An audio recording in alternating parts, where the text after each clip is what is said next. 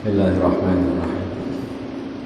فاتحنا الله يغفر الذنوب وييسر العيوب ويصلح أمور المسلمين ويكفينا وإياكم شر الطاغين وشر الباغين وشر الحاسدين وشر المستكبرين يرحم المسلمين ويفرج على المسلمين وأن يوفقنا لما يحب يرضى يختم لنا بالحسنى ويجعلنا وإياكم في مستقر رحمته مع اللطف والعافية على ما نوى أسلافنا الصالحون وعلى ما نوينا في هذه الجلسة على ما نوى جميع مشايخنا ومعلمينا وعلى ما نوى مؤلف هذا الكتاب وعلى ما نوى سيد الوالد سيد أحمد أوفر بن عبد الله بن أحمد بن حامد الكابشعي لله لهم الفاتحة.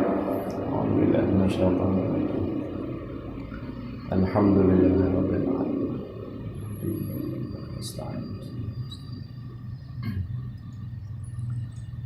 بسم الله الرحمن الرحيم. الحمد لله رب العالمين وبه نستعين على أمور الدنيا والدين والصلاة والسلام على أشرف الأنبياء والمرسلين سيدنا مولانا محمد وعلى آله وصحبه أجمعين. سبحانك لا علم لنا إلا ما علمتنا إنك أنت العليم الحكيم. قال رب اشرح لي صدري ويسر لي أمري واحلل عقدة من لساني يفقه قولي وسدد لساني واهد قلبي بجاه النبي والآل والصحب. أما بعد.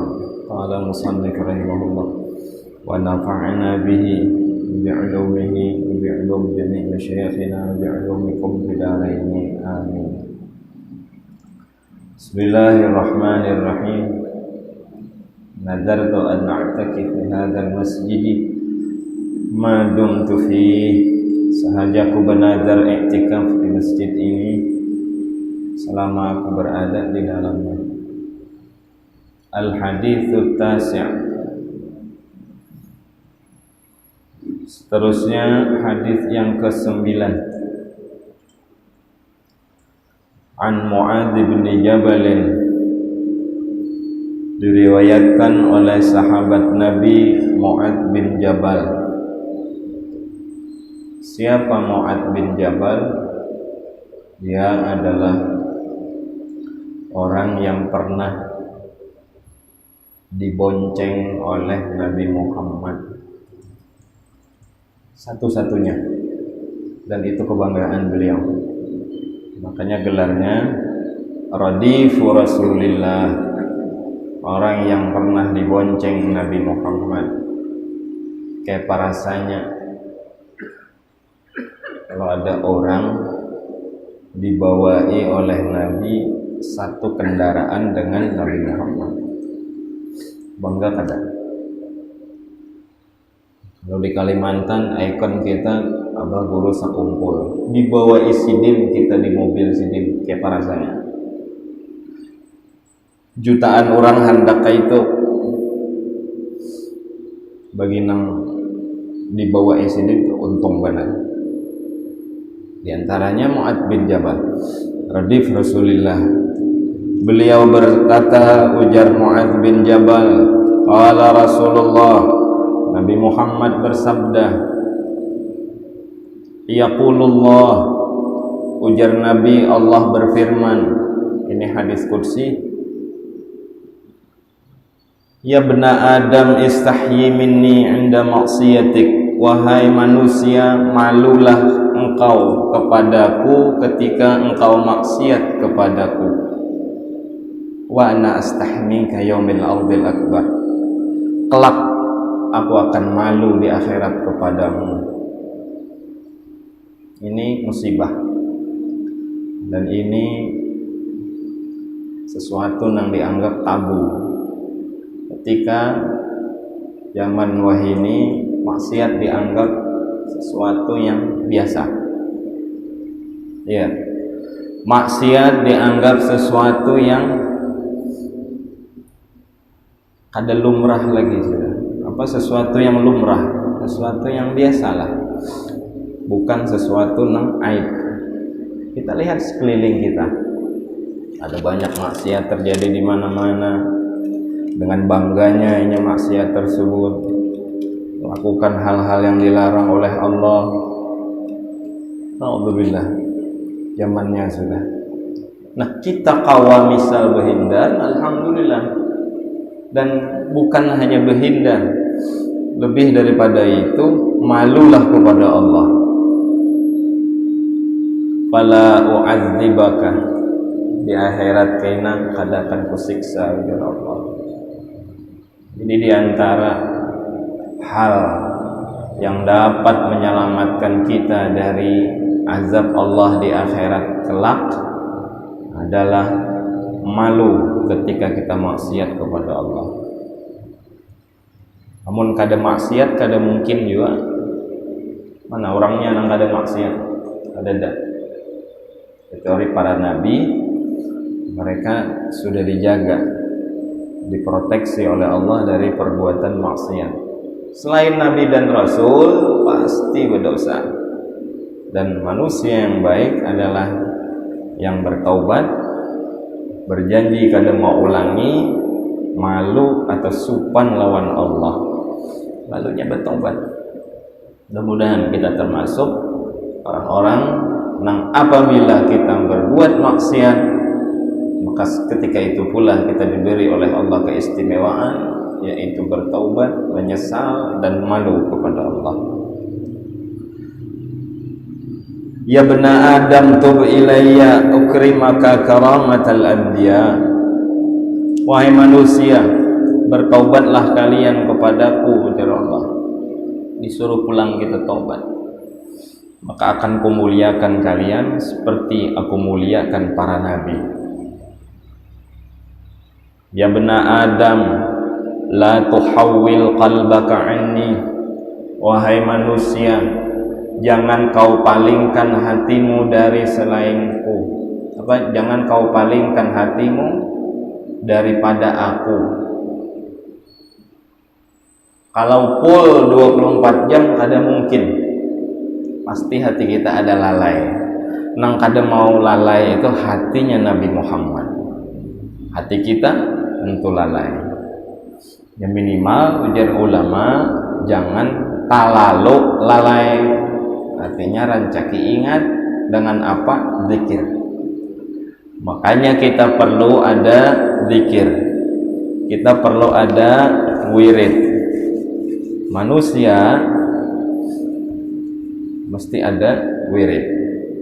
Sudah dulu kita bahas Syekh Abdul Rahman bin Muhammad As-Segaf yang bergelar Faqih Muqaddam Ats-Tsani.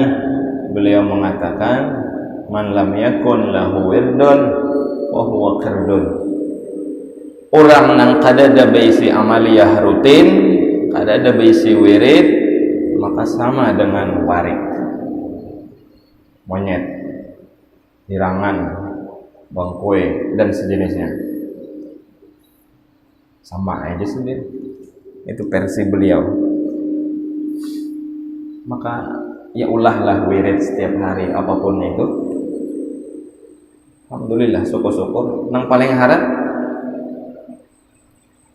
lumayan lah, termasuk hebat juga wirid nang kita baca imbah sembahyang fardu. Wirid nang kita baca imbah sembahyang fardu itu wirid nang hebat. Kenapa? Karena banyak di wirid nang kita baca imbah sembahyang itu sumbernya dari Nabi Muhammad, berarti sunnah. Contoh,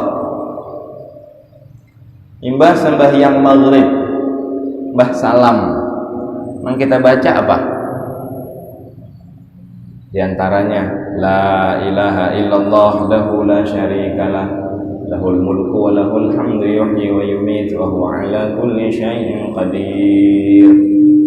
Berapa kali? Kali 10. Itu di dalam kitab Al-Adhkar karangan Imam An-Nawawi disebutkan pahalanya banyak, fadilatnya hebat bagi orang-orang yang mengamalkan itu la ilaha illallah wahdahu la syarikalah tadi setiap pagi dan sore. Maksudnya imbah sembahyang subuh lawan imbah sembahyang maghrib. Baca aja lah kira-kira Ya walaupun sambil berjalan ya kada apa-apa. Maka harus jangan memindah posisi duduk kalau memungkinkan. Kalau memungkinkan. Daripada parai lalu basalam misal sakit parut, kebelet, mohon maaf hendak ke WC, oleh ditahan-tahan. Nah sambil menuju WC ya anggaplah kita yang bijak. Baca itu 10 kali mbah sembahyang subuh, baca itu 10 kali mbah sembahyang maghrib. Nang nyuruh siapa? Nabi Muhammad. Pahalanya gonal, keistimewaannya harat, efek sampingnya banyak. Cuma banyak nang kada tagawi. Mudah-mudahan kita termasuk orang-orang nang menggawi itu. Dan catatan ini wanti-wanti jangan sampai kada baca itu gara-gara apa nah? Gara-gara imbah bukber. Kan ada acara buka bersama kan, di mana-mana tuh, entah di rumah, entah di majelis, entah di langgar masjid, di mana-mana. Kaina imbah buka, sembayangan kada, sembayangan kan? Among kada sembayangan, ya kada usah umpat. Sembayangan kada usah umpat, boleh kada sembayangan. Jadi misal ada acara buka bersama, lalu mbah bukanya itu kan sembahyang kan biasanya. Mbah buka bersama, sembahyang maghrib. Imbah sembahyang maghrib, bila imamnya langsung Allahumma antas salam, berarti meninggalkan keistimewaan nang gonal. Dan itu rugi. Lebih baik meninggal ya Latifu ya Kafi ya Hafidhu ya Syafi. Itu kalau di daerah lain kan ada orang baca itu. Nah ada di Kalimantan aja, ada orang Jawa. Di Jawa ada baca itu, ada. Ada orang Tarim, ada di Tarim itu bacaan. Ya Latifu ya Kafi ya Hafidhu ya Syafi. Baca kitab itu kan bagus itu, doa itu. Fadilatnya pun ada. Cuma yang jadi pertanyaan, bisakah kita memilah-milih antara amal ibadah atau bacaan yang prioritas daripada yang non prioritas? Bahasa kitabnya taqdimul aham minal muhim, lebih mementingkan yang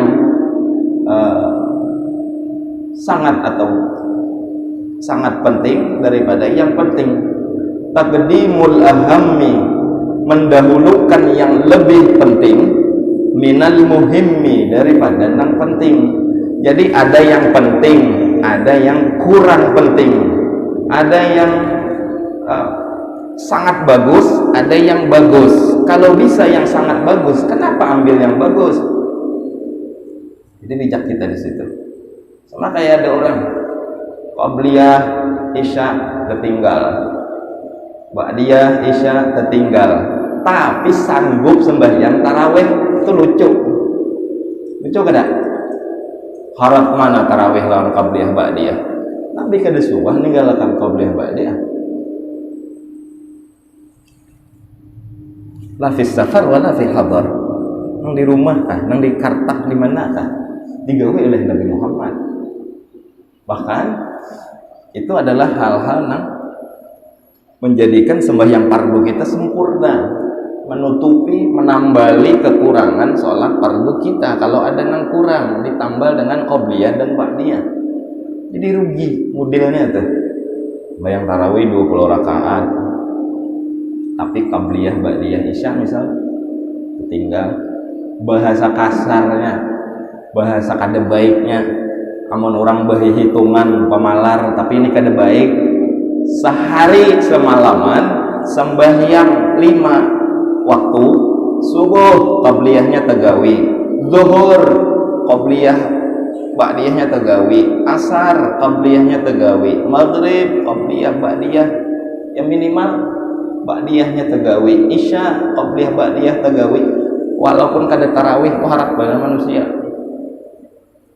Kenapa? Taqdimul aham minal muhim, lebih memprioritaskan yang lebih penting daripada amalan yang penting. Jadi sangat disayangkan kalau toh ada tah di mana kita jangan umpat bila ada orang nang jadi imam siapapun imamnya, bila imbah salam langsung Allahumma antas salam. Kenapa? Karena meninggalkan hal yang diutamakan oleh Nabi Muhammad. Tapi itu disuruh wirid kita tuh.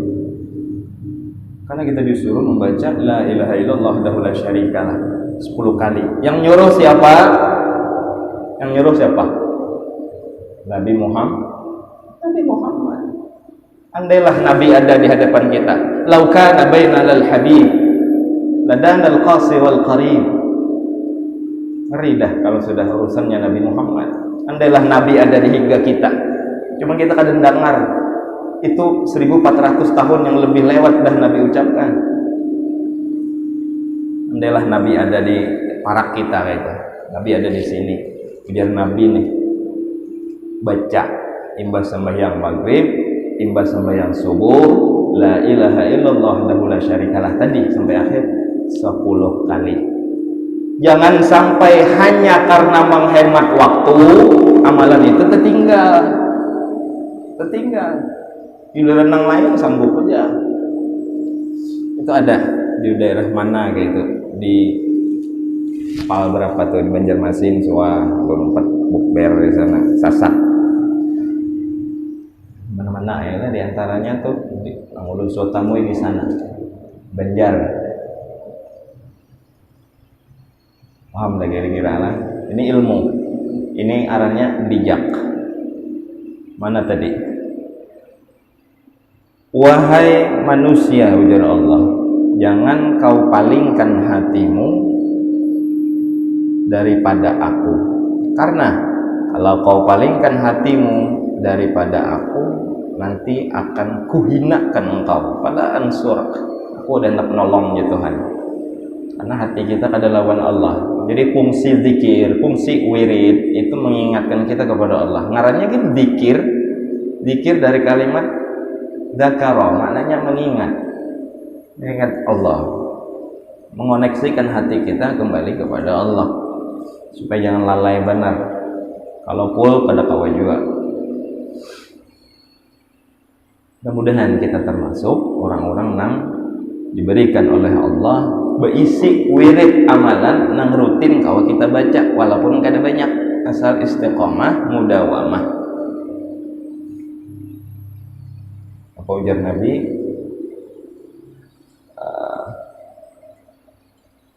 Khairul a'mal adwamuha wa in qalla. Walaupun sedikit tapi ada bisi wirid yang selalu dirutinitaskan, kada suah tertinggal.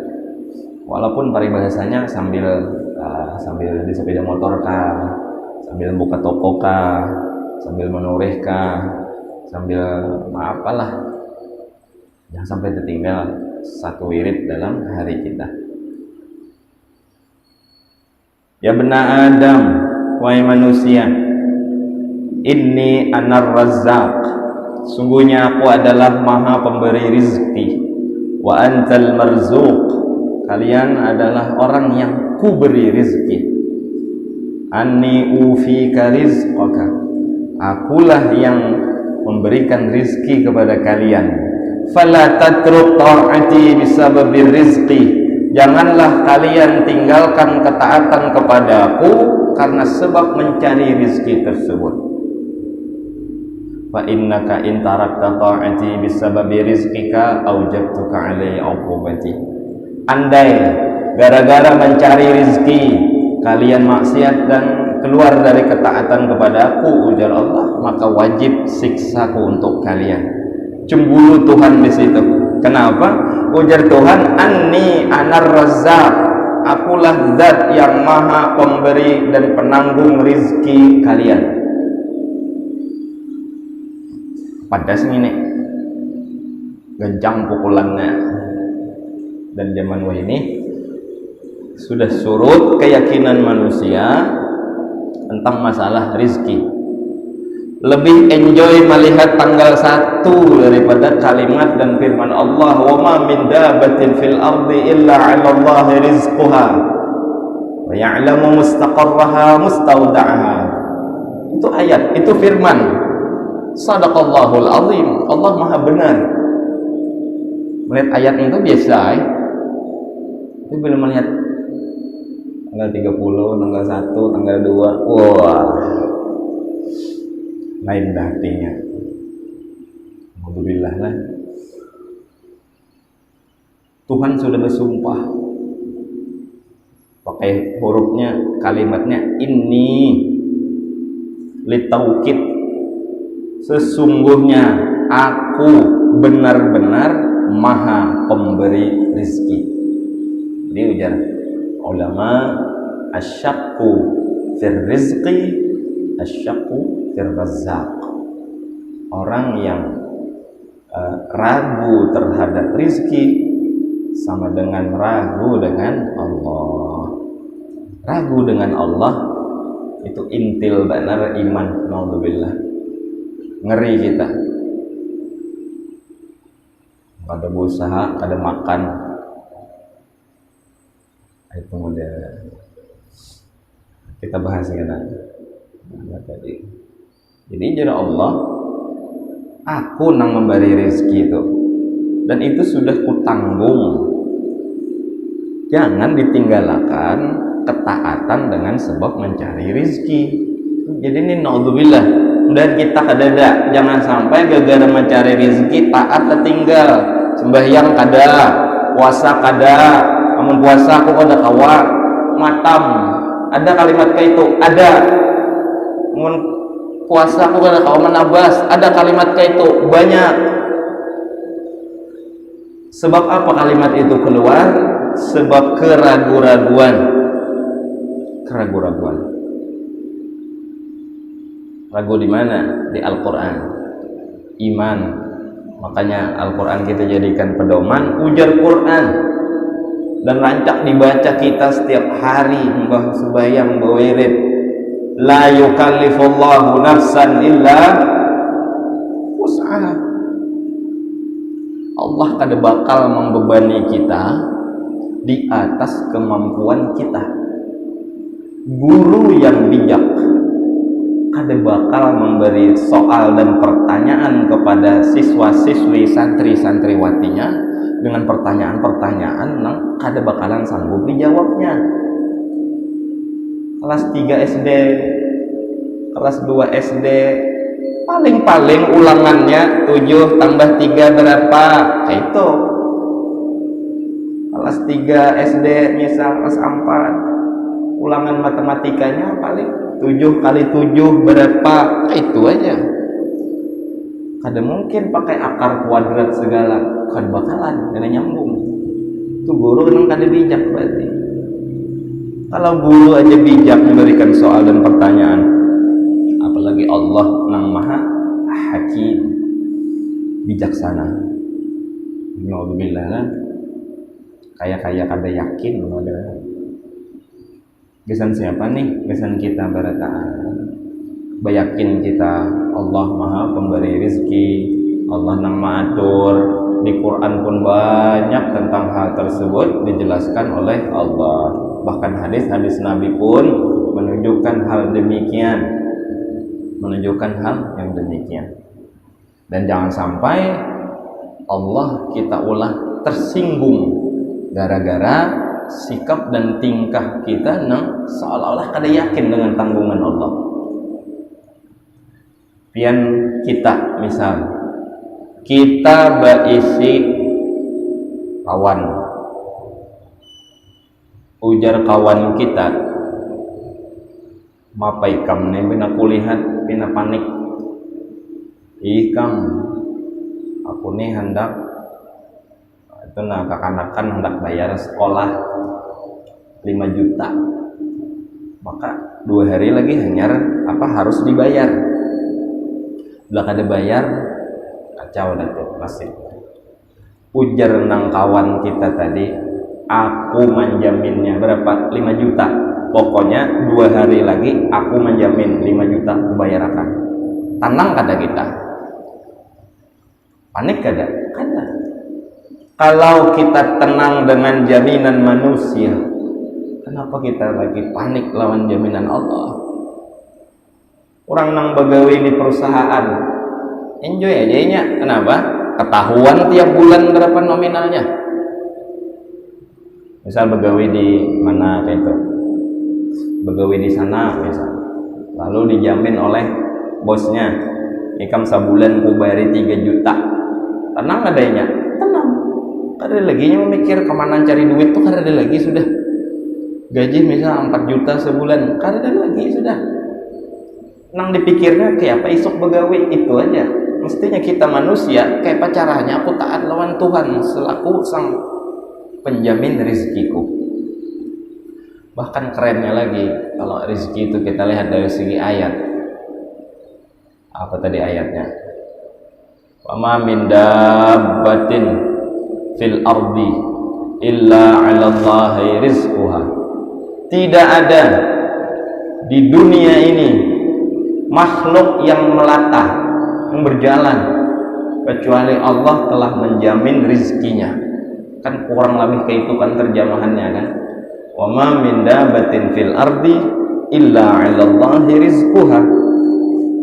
Tidak ada dari makhluk melata pun di dunia ini terkecuali Allah yang telah menjamin rizkinya.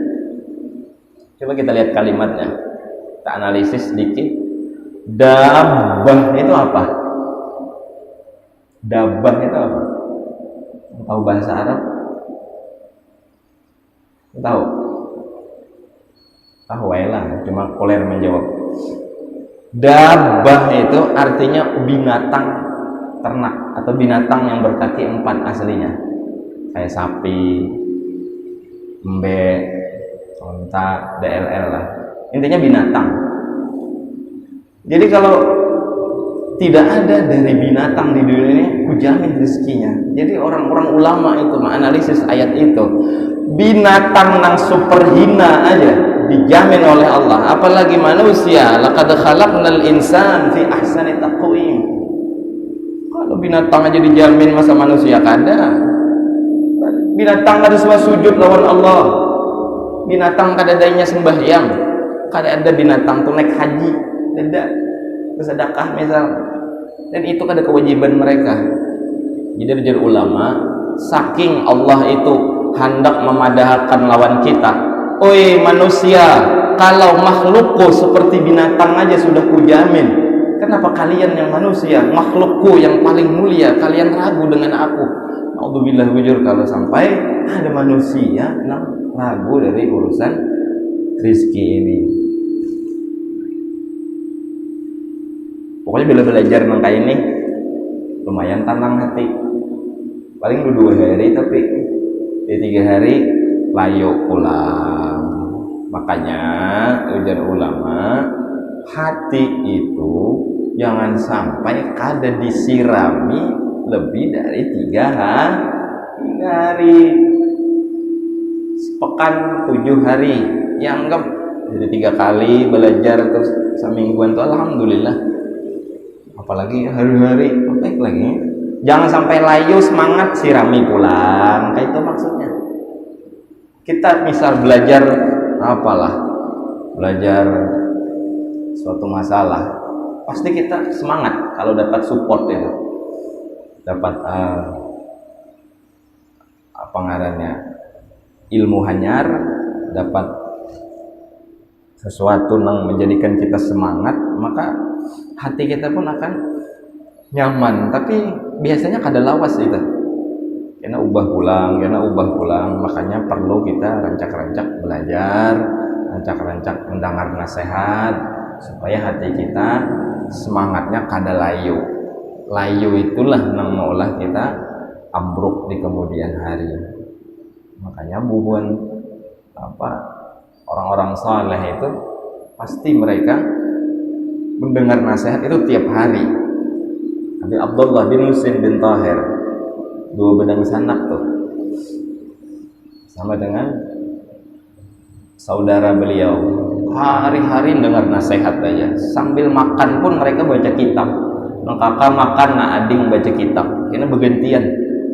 Saking kada hendaknya hati itu layu dari semangat beribadah kepada Allah.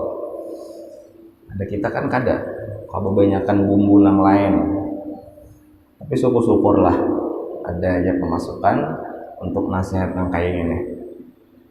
Paham kira-kira? Nah, intinya jangan sampai gara-gara rizki nyari rezeki kita jemput rezeki. Sebenarnya kalimatnya tuh yang pas, menjemput rezeki, karena rezeki itu memang udah dibagi, belum kita lahir sudah dibagi-bagi oleh Allah. Kita hanya disuruh menjemput, menjemput.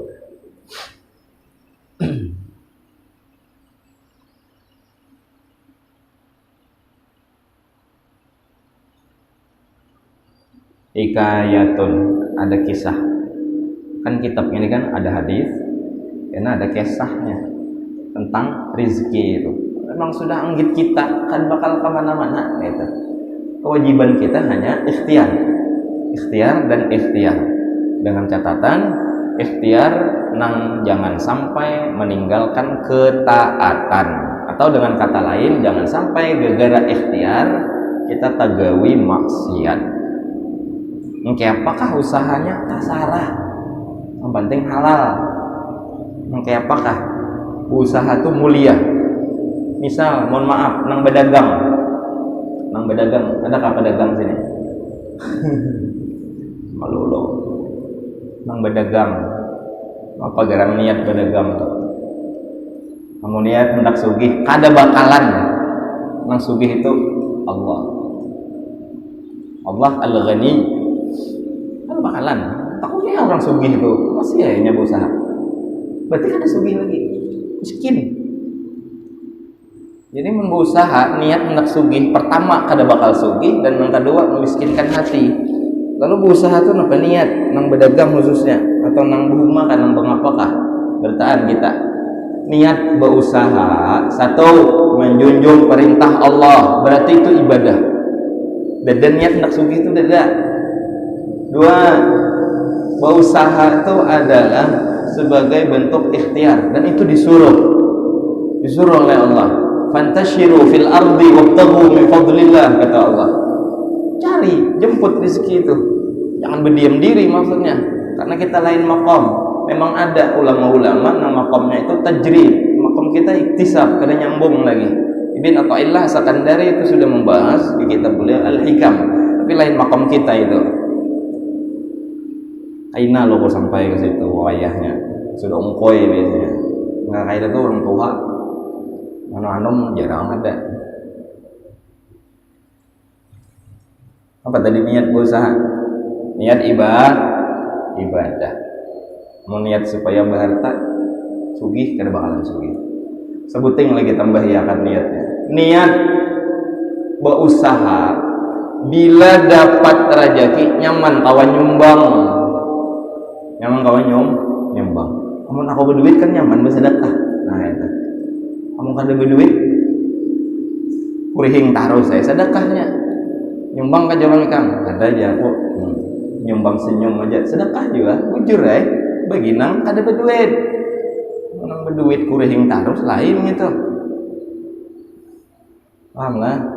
Jadi niat kita berusaha, satu supaya berharta, bila berharta nyaman nyumbang. Dua, menjunjung perintah Allah. Apa? Disuruh tadi, fantashiru fil ardi, kata Allah. Dan di ayat lain pun Allah mengisyaratkan, wabtaghu fima ataqallahu daral akhirah. Dengan hartamu carilah negeri akhirat. Wala tansa nasibaka minad dunya. Boleh ambil dunia itu, hendak di tangan, jangan di hati, tapi kayak itu. Alhamdulillah lah. Jadi siraman, bacaan, kisah-kisah maka ini nyaman kita dengar. Makanya rancakin dengar supaya kada terlalu sumpek dengan masalah rezeki. Kalau emang gasan kita ya sampai aja tuh. Sini ada kisahnya. Ada dulu guru berkisah. Punya guru. Ada orang tua lelakian. Dah belum nikah juga lagi. Orang tua lelakian belum nikah, bujang lapok, ya yang lapok lah. Ada dulu film itu pendekar bujang lapok, nggak ada salah. Berdoa hari-hari, ya Allah tolong nikahkan, jodohakan aku lawan si fulanah. Ada incaran nih bebinian, ada berdoa terus, dan doa ini ikhtiar. Akhirnya kada ada jua buriniknya, buat orang ngunjun dedek-dedeknya juga. Akhirnya minta saran lawan kawan kayak payo aku nih, hendak apa nih lawan si fulanah gitu, maka dewe nih ujian nang kawan datangi umatnya. Betulan mamanya masih ada, masih ada. Kita singkat saja. Jadi ujar bang kawan tadi datangi mamanya, mbah didatangi mamanya. Kan mamanya ini kan nang ampun anak kan, sama kayak kita hendak duit, datangi ampun duit Allah. Hendak jabatan, datangi ampun jabatan, Allah yang berikan jabatan. Hendak kesuksesan, jangan cari suksesnya. Ini ada duit 1 miliar, kita datangi duit tuh udah dapat jadi ampun kita. Minta lawan ampun duit Allah Subhanahu wa taala. Itu maksudnya. Nih kakanakan nih datangi walinya, kuitannya maksudnya datangi.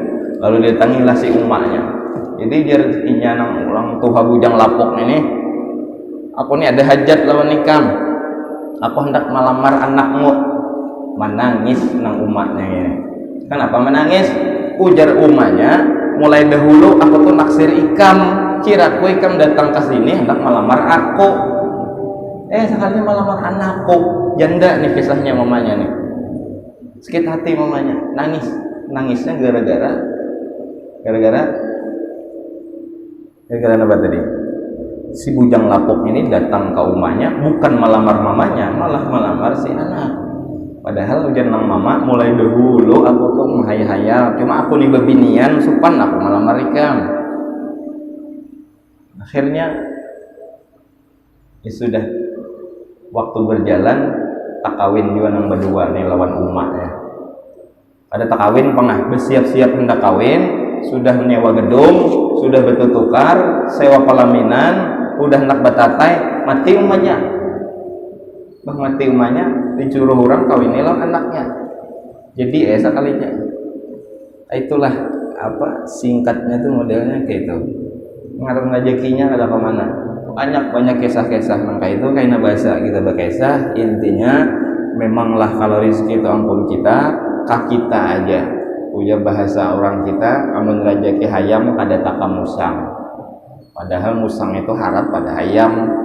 Karena rezekinya tidak kemana, cuman tetap kita berikhtiar dan berusaha karena itu bentuk perintah. Jadi itu ibadah statusnya. Kita berusaha itu beribadah. Karena bahasa kita berkisah, mudah-mudahan ini sebagai penyejuk motivasi hati kita supaya jangan terlalu galau lawan rezeki. Ingat kita punya Allah yang Maha Kaya, Allah sang pemberi rezeki. Kita hanya hambanya yang hanya mengabdi kepadanya. Dengan kita mengabdi kepada Allah bujur-bujur, insya Allah kita sudah dijamin oleh Allah dengan sebaik-baik jaminan dan di akhirat mendapatkan surganya. Amin ya rabbal alamin. Panjang umur barataan, mudah-mudahan panjang umur, sehat afiat, taat dalam ibadah kepada Allah, bawa iman, bawa Islam, bawa ihsan sampai mati husnul khatimah. Amin ya rabbal alamin. Ala hadhihi niyyah wa ala kulli niyyah salihah. Al-Fatihah.